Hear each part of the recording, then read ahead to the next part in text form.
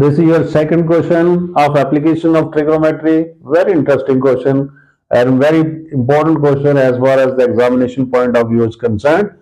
This question is, this one is the tree. This whole is a tree. Due to storm, this tree breaks at this point.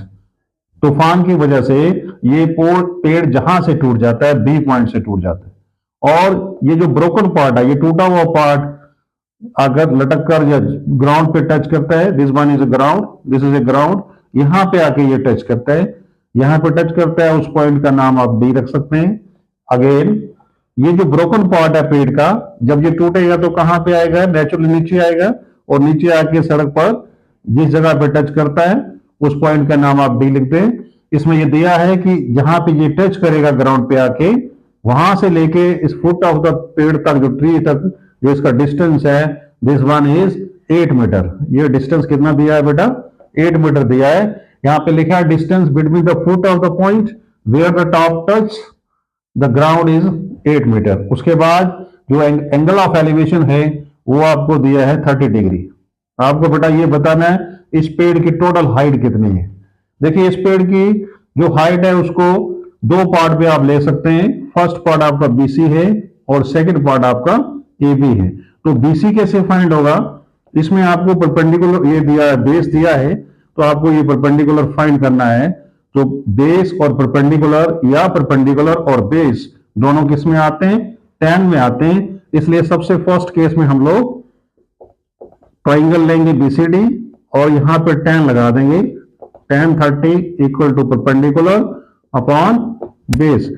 tan 30 की value आप जानते हैं क्या है, 1 upon square root of 3, and BC आपको find करना है। CD आपका दिया है 8, क्रॉस मल्टीप्लाई करेंगे बेटा like this. Now BC equal to 8 upon square root of 3, इसे रैशनलाइज कर लें, दिस विल बी, ये आपका BC आ गया। पेड़ का एक पार्ट आ गया आपका नीचे वाला पार्ट, ठीक है।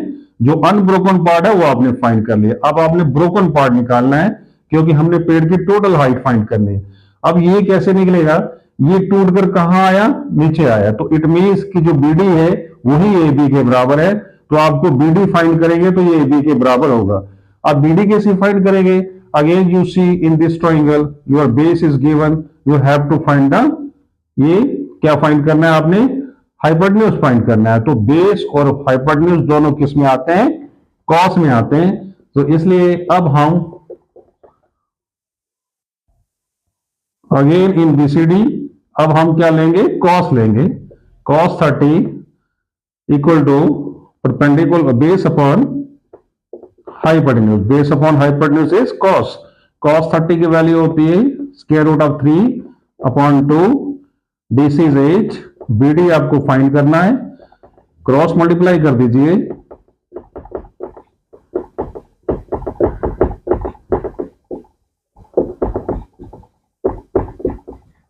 तो this will be equal to 16 under root 3 upon 3।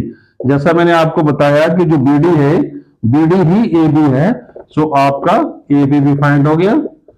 This is equal to, अब आपको टोटल हाइट फाइंड करनी है। टोटल हाइट किसकी, पेड़ की, that is equal to AB plus BC। AB अभी अभी फाइंड किया आपने और BC आपने यहां फाइंड किया था। सो दिस इज 24, ठीक है। So this is your answer, ये आपकी टोटल हाइट है। So thank you very much for watching this video.